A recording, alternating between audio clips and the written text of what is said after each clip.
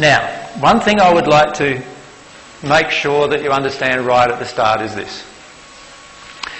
If you do not desire your partner, or your partner does not desire you, it doesn't mean that no love exists between you. What it may mean is that there is a group of emotions that exist that prevent your desire. Does that make sense to everyone?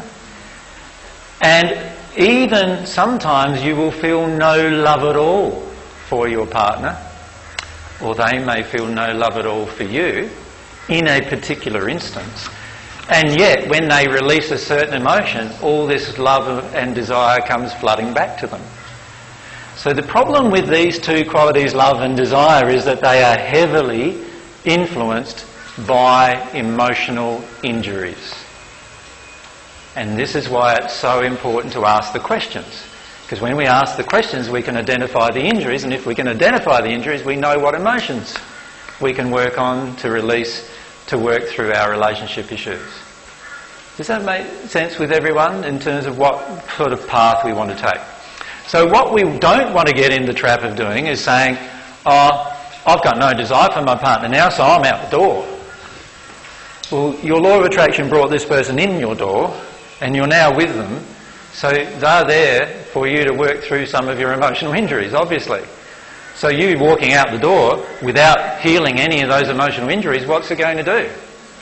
You'll walk in straight into another door with a different face and a different body, but the same injury situation, and you'll create another relationship of a very similar type. That's what you'll do. What's the point in that? It's better the devil you know, if we could call him that, the guy you're with, or the witch you know, if it's the girl you're with perhaps. Better that than the person that you don't know, that you're now attracting in and have to get used to all these different things. But in the bottom line is going to be the relationship would be identical if you do not heal what's within yourself. So what I'm suggesting is, when we ask these questions, we're not asking the questions from the point of view of pointing the finger at the other person. And this is very important to understand. We're asking the questions so that we can point the finger at ourselves and get to the underlying emotions, the truth of the underlying emotions that we feel within ourselves about ourselves and about our partner, and about ourselves and our desire, and about our partner and their desires.